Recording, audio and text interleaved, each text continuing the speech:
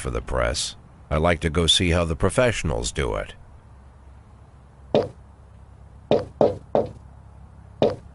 Some might say the chief of police has no business in an institution like this.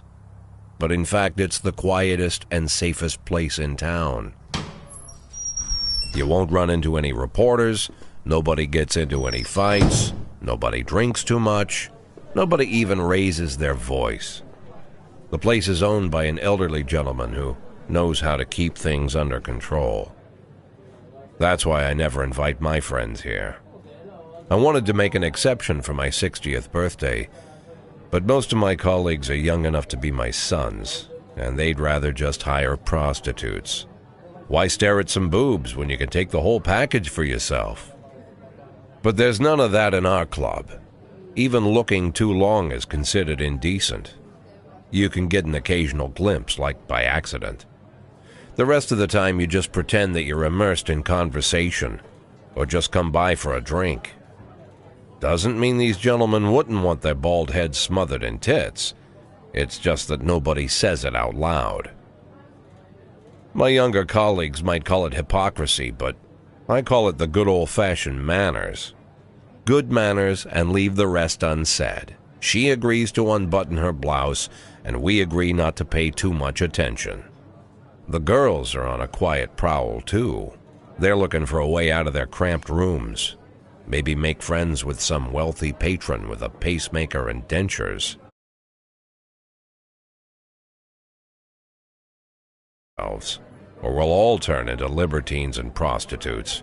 Hell, if there weren't any rules, I'd be belching and farting, jumping up on the table, arms held high, yelling, "Shake it, baby!"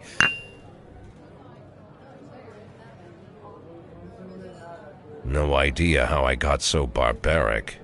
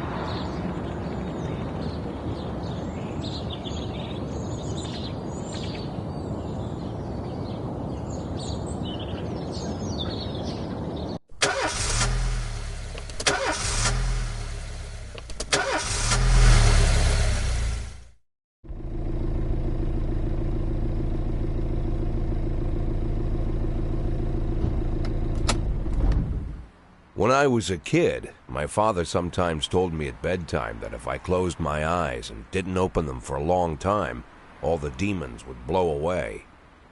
Yesterday I turned 60, but I still take his advice.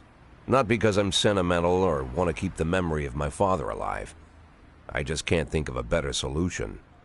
To get away from all the demons that haunt Freeburg, I'd need to wear a blindfold 24/7. Plus, it's a good idea to act blind when talking to reporters. At least that's what my colleagues say. They're afraid of press conferences. But for me, it's more like a confessional. No matter what lies you tell, you're privately thinking the honest answers. It helps me remember who I am. The fact that I'll be reading all about it in the papers tomorrow is a small price to pay. Call it penance for the preacher.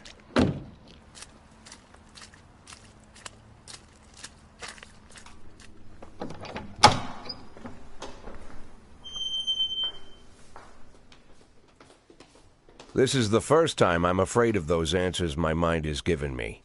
Not because I'm mad I'm losing my job. Though it's true, I'm mad as hell. Not because I subconsciously blame everyone else. Though I damn sure do blame them. And don't even ask me what my next move is. I can't imagine. But even that doesn't scare me. The worst thing is, I know I'm gonna have to do something. And I'll be damned if I know how far I'll go. I may have a lot of vices, but predictability isn't one of them.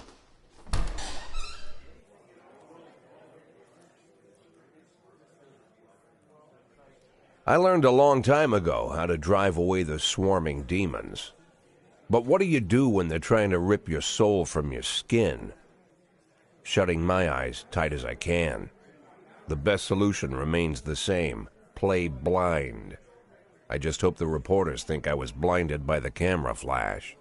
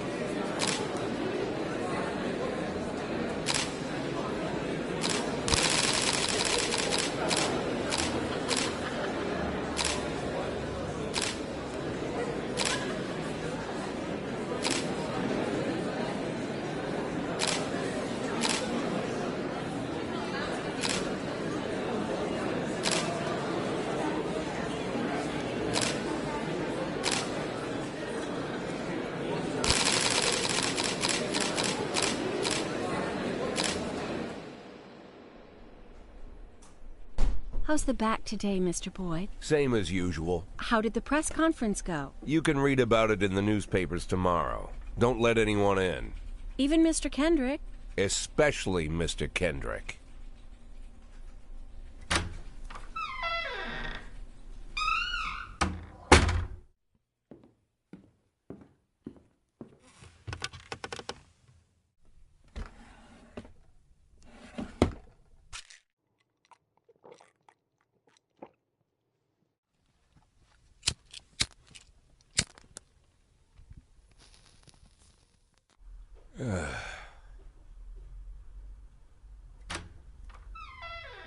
As soon as I heard the door creak, I knew what face I'd see. When I tell Emma not to let anyone in, there's only one man it could be. Rude, arrogant, no warning. That's Mayor Rogers in a nutshell. White summer shoes, white socks, white shorts, white polo shirt, and the white smile of a hungry shark.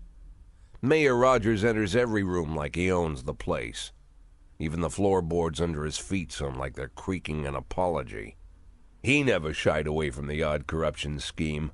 It's like the devil walks behind him. In the movies, the villains controlling the city play golf with the judges. Rogers plays tennis with them instead. That's about the only difference. Jack, I was hoping to catch you after the press conference. You ran away so quick. There's no smoking at City Hall. No reason for me to hang around. Well, this morning I signed a ban on smoking in all public buildings. Soon you won't be able to smoke here either. Soon enough I won't be here at all. That's what I wanted to talk to you about. The people of this city like you, Jack. The police chief of all people. Don't betray that, Jack. Don't get wrapped up in any schemes. Sit nice and quiet for the next 180 days, and you'll be remembered as a hero. That's the only thing that you still have left. Be the hero. Then how am I supposed to scrape together a retirement fund? You had a million chances to secure a luxury pension, one that even I would have envied, although I've never set aside any money for myself. I'm not planning to retire anytime soon.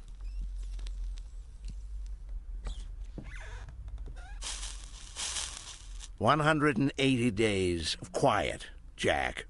That's all I need. I don't have any problems with you, and you won't have any problems with me. I have a new assistant, Troy Starr. If you have something to tell me, call him. But try not to bother him. He's a busy man." I'll do my best. "And quit smoking at the office. One of my friends will be using it soon."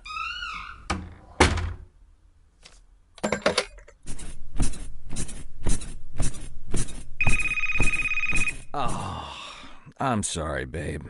Only the mayor has this number. Mr. Mayor? Yeah, is this Troy Starr? Yes? Go fuck yourself, Troy Starr.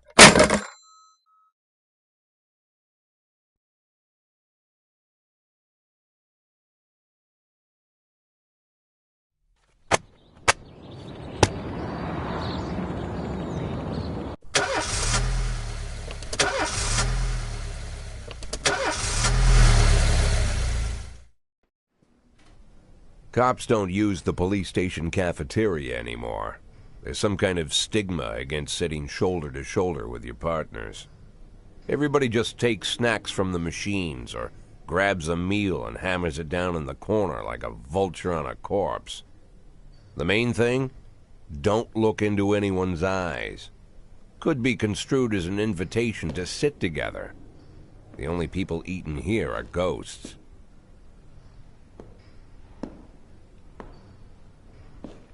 My deputy, Francis Kendrick. He recently became one of those ghosts. The subject of one of the most devastating corruption scandals in the history of Freeburg.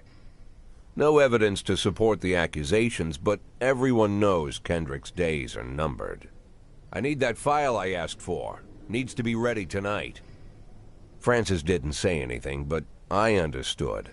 Ghosts aren't supposed to talk. Besides, I got a feeling he was already finished.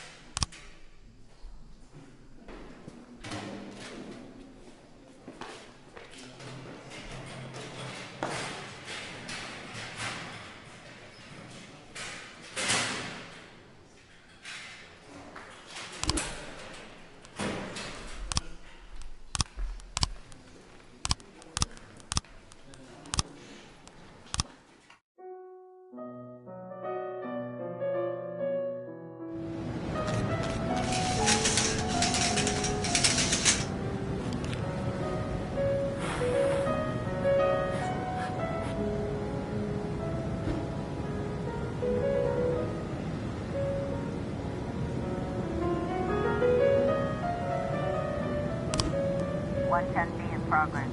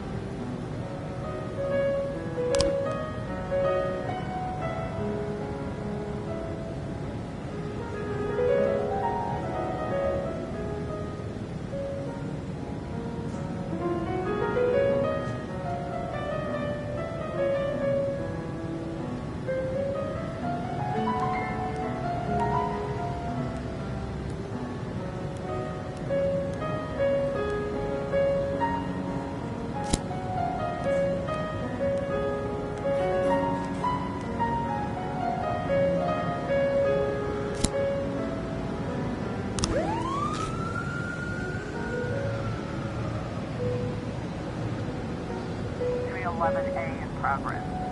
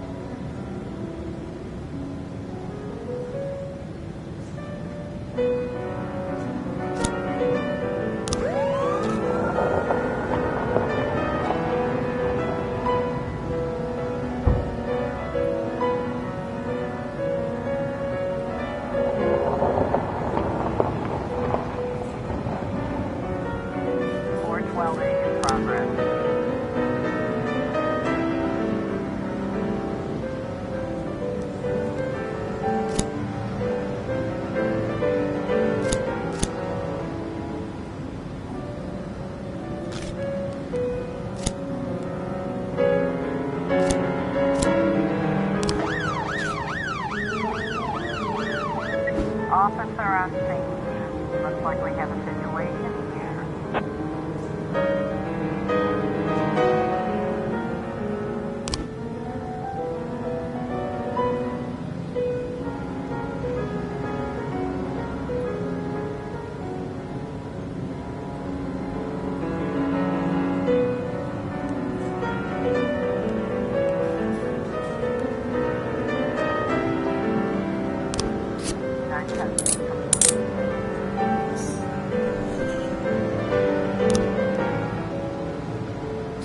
311A complete.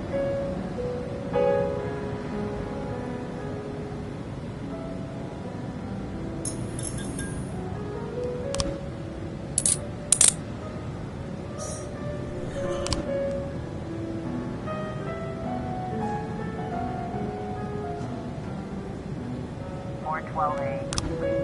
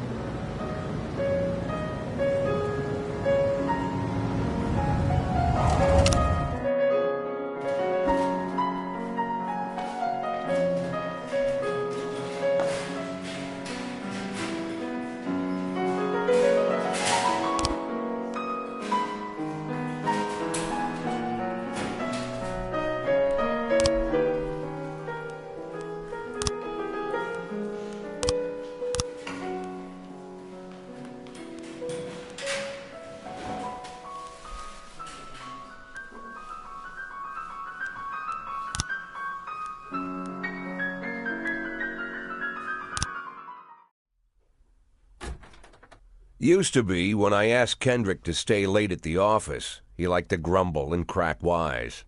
Nowadays, he doesn't have the strength for it. Slumped shoulders, blank stare, wrinkled skin. The past few weeks, I don't hardly recognize my old friend. In his younger years, he reminded me of a gallant royal officer in an old Kipling story. Kendrick isn't just crumbling under the weight of the public pressure, but from the shame of it all. Internal Affairs raided the library he inherited from his grandfather, hoping they'd find buckets of cash stashed in the pages. Heard about the look on his face, the fearless policeman standing helpless in horror. I've known Francis for 30 years.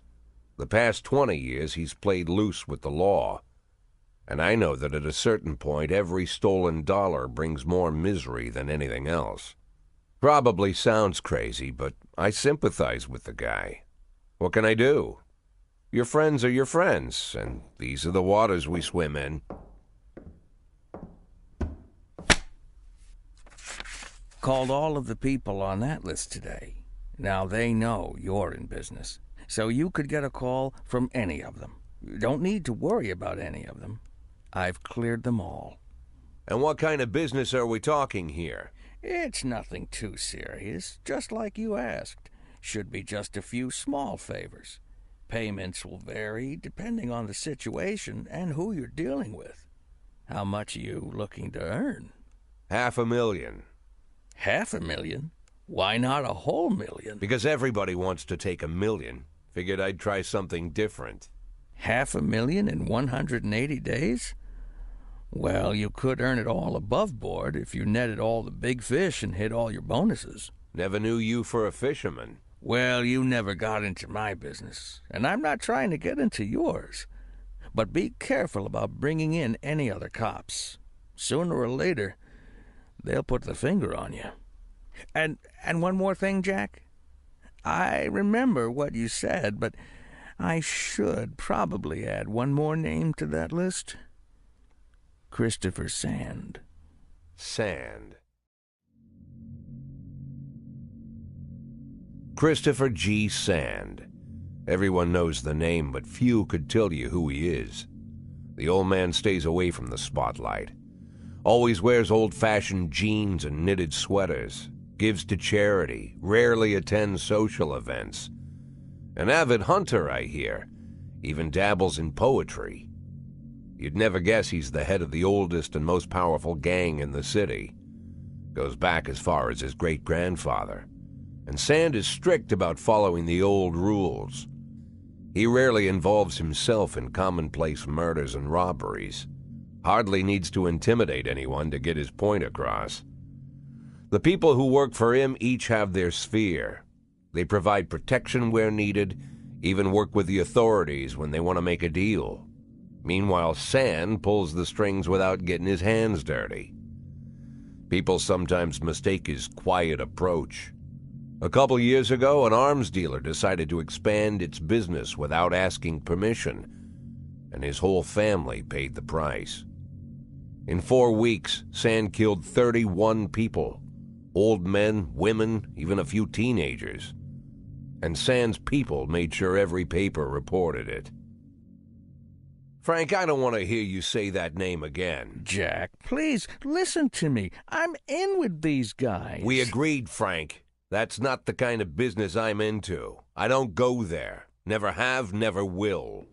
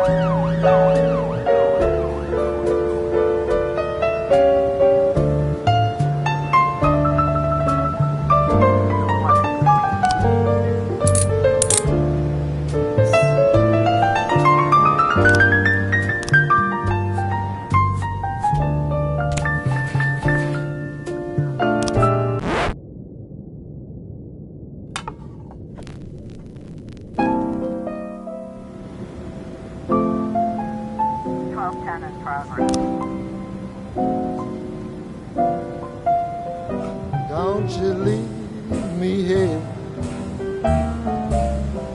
Don't you leave me here. If you must go, sweet mama, please leave a dime for beer. The rooster crowed and the hen ran around. She said, if you want my fricassee, you'll have to run me down.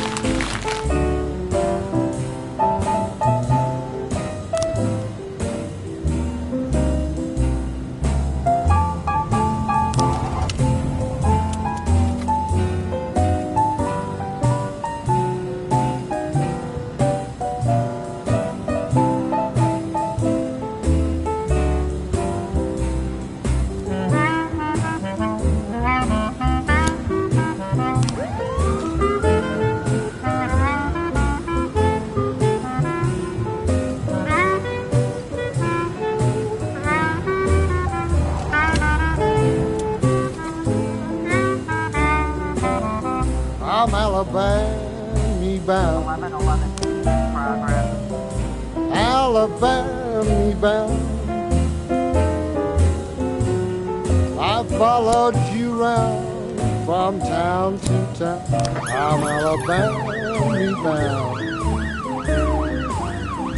Don't you leave me here.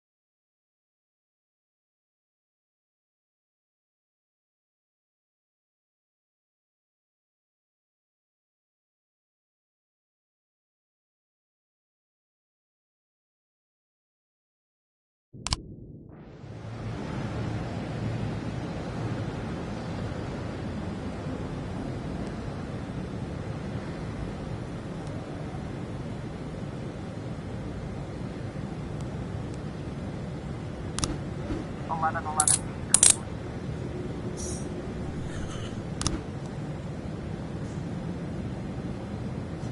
411 complete.